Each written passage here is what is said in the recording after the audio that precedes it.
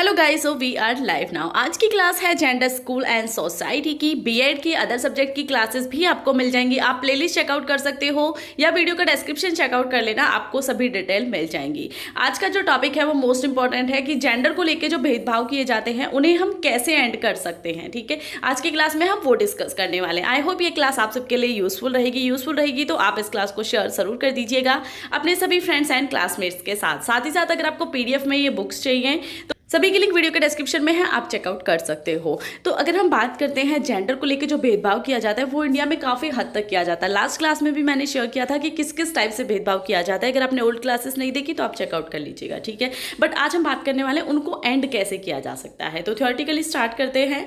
भारत में जेंडर विभेदों के संबंध में स्थिति चिंताजनक है। इंडिया में आप देख सकते हो कि भेदभाव बहुत ज़्यादा हद तक होता है। बालक और बालिकाओं में कई प्रकार के विभेद प्रचलित हैं। वर्तमान में कई प्रयासों सरकारी, निजी, अर्ध सरकारी तथा समाज सेवी उपक्रमों द्वारा किए जा रहे हैं जिससे कि लैंगिक मुद्दों पर जागरूकता लाई जा सके। इंडिया में भेदभाव है बहुत ज़्यादा। गर्ल्स के लिए अलग रूल्स हैं, बॉयज़ के लिए अलग रूल्स हैं। वो चाहे आपकी सोसाइटी से हो, आपके घर से हो, आपके स्कूल में हो, हर तरह आपको भेदभाव देखने के लिए मिल जाता है। बट उस भेदभाव को कम करने के लिए आज की सिचुएशन में काफ़ी ज़्यादा वर्क किए जा रहे हैं, जो गवर्नमेंट के थ्रू भी किए जा रहे हैं एंड आपके सोशली भी किए जा रहे हैं या आपके प्राइवेटली यानी कि निजी तरीके से घर घर में भी किए जा रहे हैं कि कुछ ना कुछ ऐसा कार्यक्रम चलाया जाए या कोई ऐसी स्कीम चलाई जाए जिसके थ्रू लोगों को ये जागरूकता दी जाए कि भेदभाव करना सही नहीं है। ठीक है, देन है कि जो जेंडर विभेदों के कारण स्त्री और पुरुष की अनुपात की खाई है वो निरंतर बढ़ती जा रही है। लैंगिक विभेदों यानी कि जेंडर भेदभावों को कम करने तथा शनै शनै उनकी समाप्ति करने हेतु निम्नलिखित उपायों को सुझाव स्वरूप प्रस्तुत किया जा सकता है, जिनका वर्णन निम्न प्रकार है। आप देखोगे कि अगर देखो जेंडर को लेकर भेदभाव होगा तो क्लियर है कि जो गर्ल्स का रेशो है एंड बॉयज़ का रेशो है उसमें अंतर आएगा ही आएगा। जब आप भेदभाव करोगे तो गर्ल्स कोई नहीं चाहेगा, ये रियलिटी है।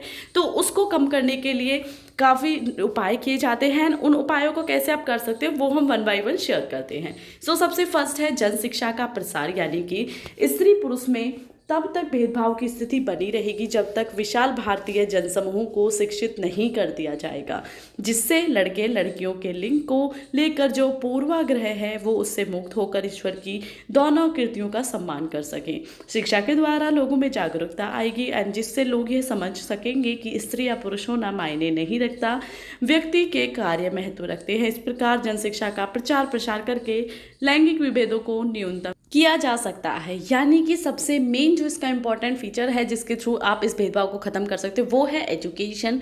जितनी ज़्यादा एजुकेशन पर्सन टू पर्सन दी जाएगी, लोगों में शिक्षा दी जाएगी जिसके थ्रू वो समझ पाएंगे कि इंसान का गर्ल्स और बॉयज़ होना वैल्यू नहीं करता है। वैल्यू करता है कि उसके वर्क कैसे हैं, उसका माइंड कैसा है, वो लाइफस्टाइल कैसा रख सकता है या वो हमारे समाज के लिए क्या कर सकता है। एक टीचर है वो गर्ल्स है या बॉयज़ है ये मैटर नहीं करता, मैटर करता है कि वो किस हद तक अपना कार्य अच्छे से करता है या कैसे करता है। So education is most important tools for removing a gender बायस।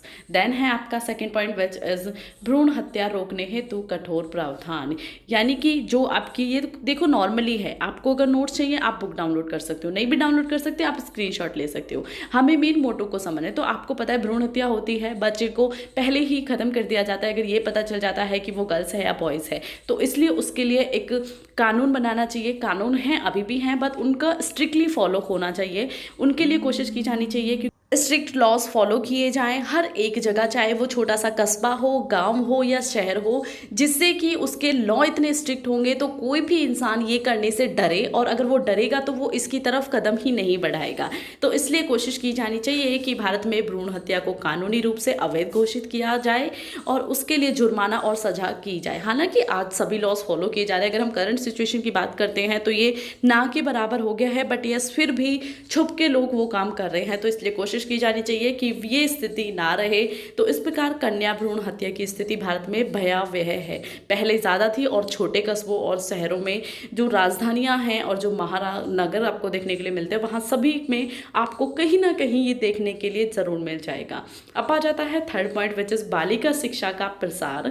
यानी कि बालिका शिक्षा का व्यापक स्तर पर प्रसार करके भी जेंडर विभेदों को कम किया जा सकता है। आंकड़ों को देखने से ज्ञात होता है कि जहाँ पर बालिकाओं की साक्षरता दर अधिक अधिक हैं वहाँ बालिका लिंगानुपात भी अधिक है। इससे स्पष्ट होता है कि लिंगानुपात में शिक्षा की भूमिका विशिष्ट है। पढ़ी लिखी लड़की घर परिवार पर बोझ नहीं समझ सकती है, यानी कि बोझ नहीं बनती, अपितु वर्तमान में तो लड़कियां शिक्षित होकर पारिवारिक उत्तरदायित्व को निर्वाह भी करती हैं, जिससे कि लैंगिक भेदभाव में कमी आती है। यानी कि आपके गर्ल्स को आपको एजुकेशन देनी है, ऐसा नहीं करना। लास्ट क्लास में मैंने शेयर किया था कि बॉयज़ के लिए एक अच्छे से अच्छा स्कूल हम अरेंज करते हैं और गर्ल्स को हम एक कस्बे के नॉर्मल स्कूल में भी नहीं भेजते हैं। कस्बों गाँवों का ये हाल है। तो आप सोच सकते हो कितना ज़्यादा फ़र्क है। इसलिए कोशिश की जानी चाहिए आप गर्ल्स की एजुकेशन पे फोकस करो। आप हो, आपसे जो नई आने वाली पीढ़ी है उसमें आपको कोशिश करनी है कि हर एक लड़की शिक्षित हो, उसे पूरी एजुकेशन मिले, क्योंकि उसे एजुकेशन मिलेगी तो फर्स्ट वन वो किसी पे बोझ नहीं रहेगी। मेनली आपका जो विभेद होता है उसका कारण कहीं ना कहीं हमारा समाज भी है, हम खुद भी हैं, क्योंकि हम गर्ल्स को बोझ समझते हैं कि हमें उन्हें दहेज देना है, ये करना है। तो इसलिए कोशिश की जानी चाहिए हम लड़कियों को इतना काबिल बना दें कि उनके लिए हमें दहेज जैसी चीज़ों की ज़रूरत ना पड़े, या हमारी लड़की किसी से झुक के ना रहे, और वो हो सकता है सिर्फ एजुकेशन पे बेस पे।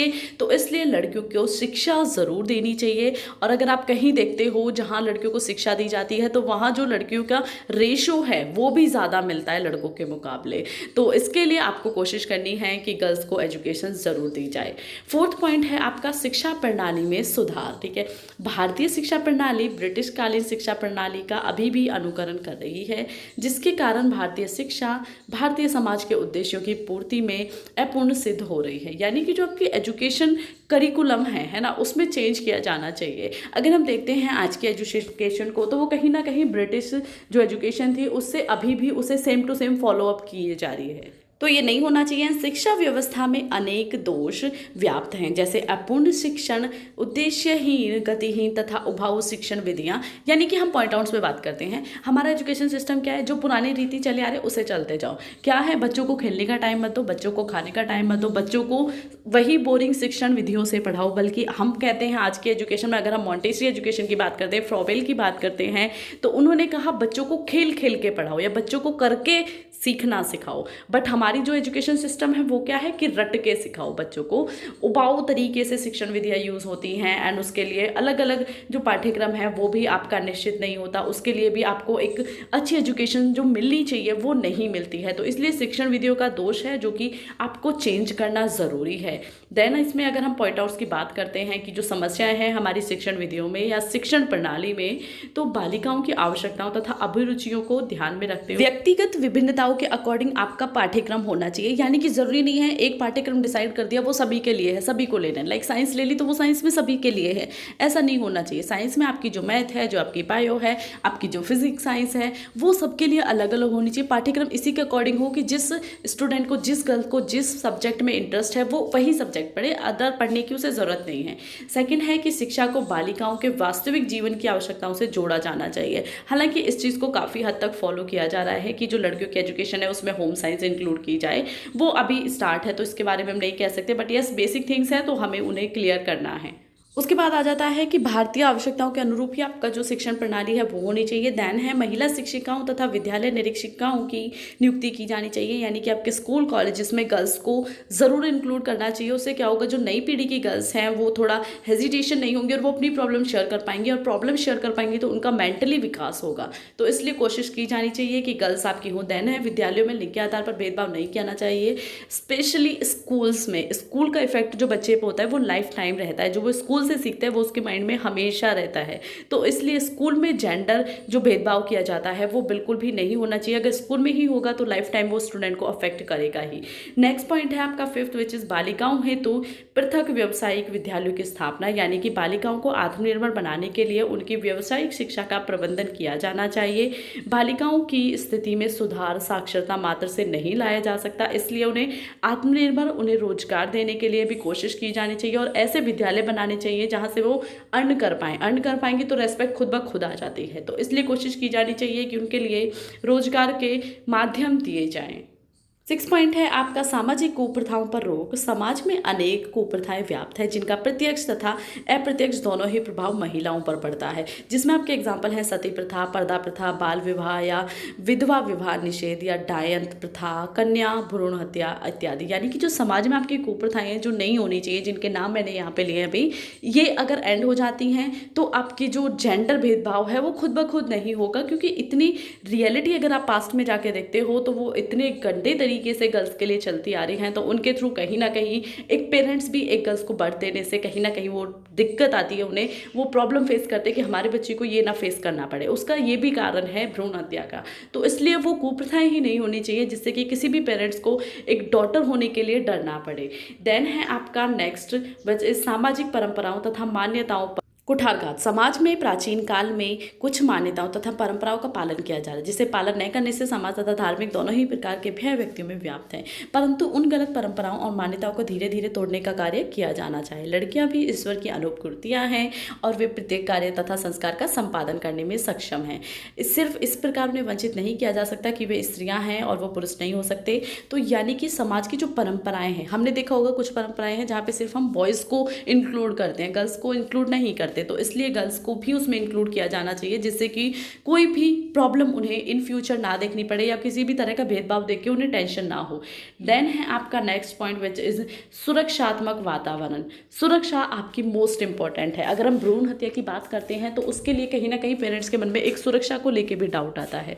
तो इसलिए फर्स्टली तो हमें अपनी गर्ल्स को इतना एजुकेटेड करने के साथ साथ इतना इंडिपेंडेंट सेल्फ इंडिपेंडेंट जिसे कहते हैं वो बनाना चाहिए जिससे कि उन्हें सुरक्षा को लेकर कोई डर ना रहे। साथ ही साथ हमें अपने एनवायरनमेंट को, अपने जो हमारा वातावरण है उसमें इतना चेंज करना चाहिए कि लड़कियों को सुरक्षा के रिलेटेड कोई डाउट ही ना रहे, कोई डर ही ना रहे, और वो डर खत्म हो जाएगा तो कोई भी प्रॉब्लम किसी भी लड़की को नहीं आएगी। तो ये सिंपल से कुछ पॉइंट्स थे जिनके थ्रू आप जो आपका जेंडर भेदभाव हो रहा है उन्हें ख़त्म कर सकते हो। आई होप आज की क्लास के बाद आपका टॉपिक एंड हुआ है। अदर क्लासेस भी आपको मेरे चैनल पे मिल जाएंगी। डेली मॉर्निंग में 10 AM पे एक न्यू क्लास मिलती है। ओल्ड क्लास अवेलेबल है, वीडियो का डिस्क्रिप्शन चेकआउट कर लेना या प्लेलिस्ट भी आप चेकआउट कर सकते हो, आपको सभी वीडियोस मिल जाएंगी। So thank you for watching.